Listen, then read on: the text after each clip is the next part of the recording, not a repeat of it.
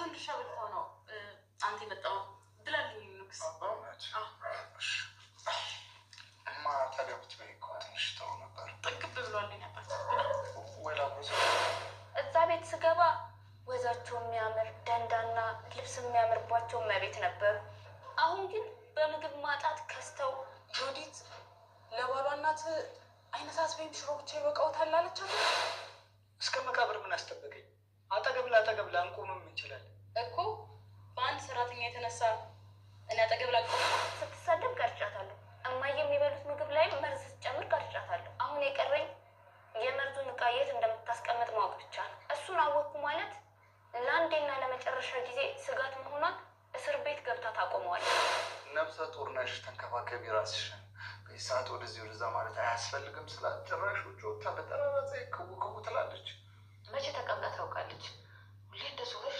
ወንድሜ እኔ ላይ እንዲነሳብኝ ማድረግ ይችላል። ነገርኩሽ እኮ እኔ ምንም አላደረኩም። ገላሽ መሆን ነው ያለበት። ስነ ስርዓት ያዥ።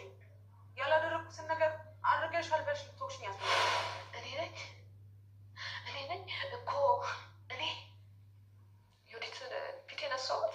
አዎ በደንብ አይቼሻለሁ። በደንብ ትሰሚኛለሽ? ወንድሜ ልታታላችኝ፣ እንዲሁም በአንቺ ምክንያቶች እንደዚህ ሆነ። ታራታን ትዛረል እንዴ? ቆንጆ እንቁላል ሰርቼልዎታለሁ። ታጠቡና ይበላሉ።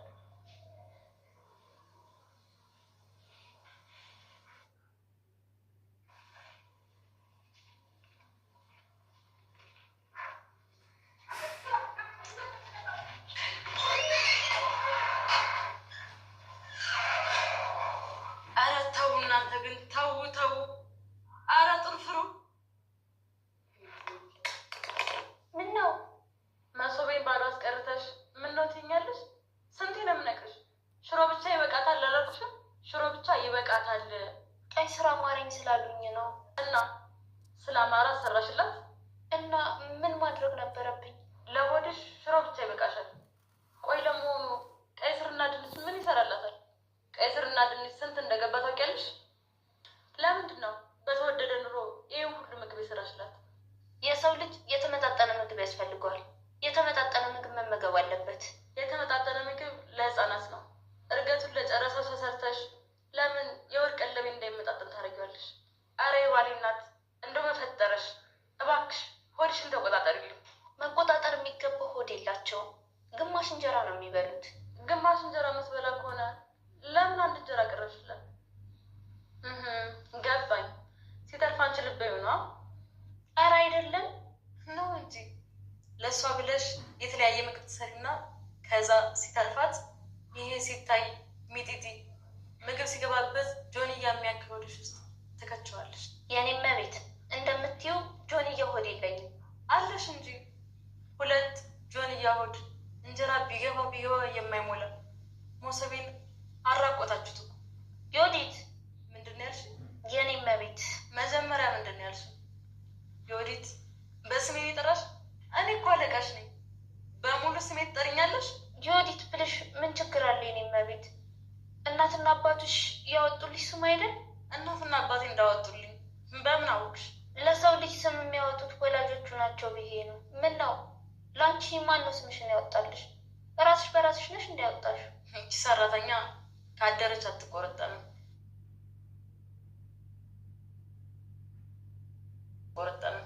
ባቄላ ነው የሚባለው። ዝም በያች። የተማሩ ሰዎች ሲያወሩ ጣልቃ አይገባም። ለነገሩ እኔ ብቻ ነኝ እዚህ ቤት ውስጥ የተማርኩት። አለም እስከ ስንት ነበር የተማርሽው? እስከ 4። ብዙ አልተማርኩም። ተምሬም ከኮሌጅ አልተመረኩም። የተማረ የማይኖረው ጥሩ ልብ ግን አለኝ። እግዚአብሔር ሰጥቶኛል። አንቺ ጥሩ ልብ የለሽም፣ ፈጣሪ ጥሩ ልብ አልሰጠሽም እያልሽኛው? ጥሩ ልብ አለሽ የኔ እመቤት። ጥሩነት በምንድን ነው የሚለካው? የጥሩነት መለኪያው ጥሩነት ነው። ታላላቆችሽን ታከብሪያለሽ ወይ?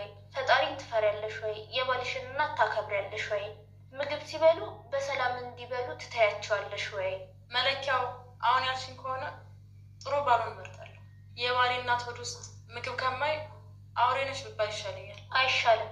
ተበድዬ ተገፍቼ ልኖር እንጂ ከባሌ እናት አፍ ላይ ምግብ እየቀማው እየተሳደብኩኝ በውሸት የተሞላ ትዳር ውስጥ መኖር አልፈልግም። አንቺ አመዳ ለምን ስንፍራት ማትሽ ላባርሽ እንዴ? አረ የኔ መቤት አያባሩኝ። እርሶ ካባረሩኝ ወዴት እሄዳለሁ? እሱን እኮ ነው የምልሽ። ቦታሽ ነው ወቂ፣ አለበለዚያ እባረራለሁ። አዎ ትባረሪያለሽ። ከዛሬ ጀምሮ አይነት ምግብ እንዳሰሪ። ለማየ ምን ይበቃቸዋል? ሽሮ። ጎበዝ ልጅ። እሺ ይሄን ምግብ ምን ላድርገው?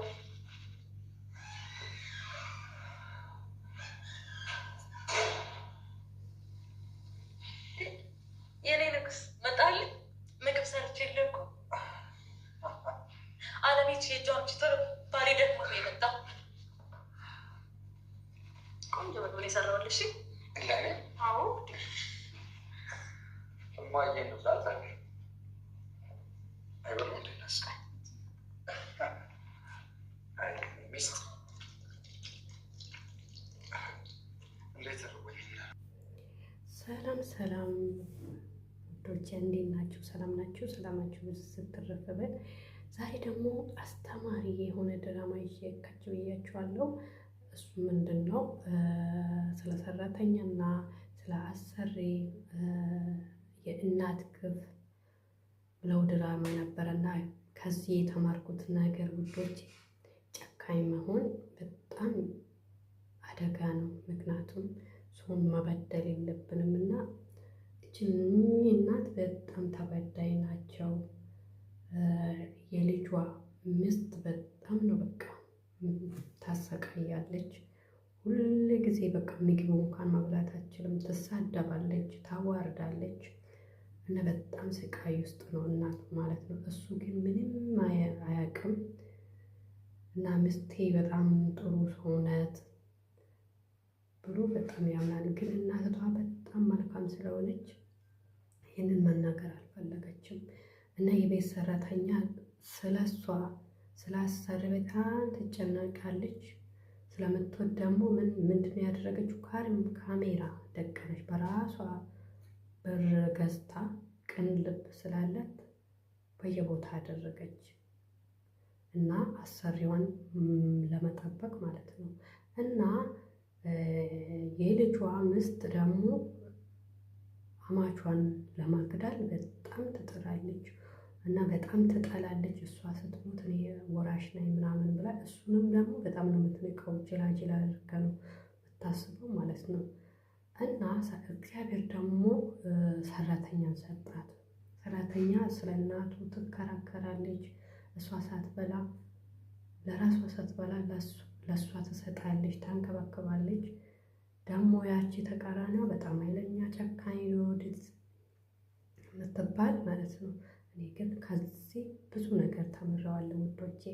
እኛ ሰውን መበደል የለብንም በፍጹም እና ተበዳይ ስንሆን ይሻላል። ተበዳይ ከሆንሽ እግዚአብሔር አንድ ቀን ቆጥሮ መልካም ነገር ያደርጋል። እኔ ብዙ ተምረዋለሁ ውድ ቤተሰቦቼ፣ እናንተም ትወዱታላችሁ እና በጣም ትምህርት አለው። ገብታችሁ አበረታቱኝ። አዳዲስ ነገር ይዤላችሁ እመጣለሁ እና እስከምንገናኝ ድረስ ፈጣሪ ጠብቃችሁ እያልኩ ውዶቼ እና አዲስ ጀማሪ ነኝ። ላይክ አርጉኝ፣ ሰብስክራይብ አርጉኝ፣ ሼር አርጉኝ። እወዳችኋለሁ። መልካም ጊዜ። ባይ ባይ።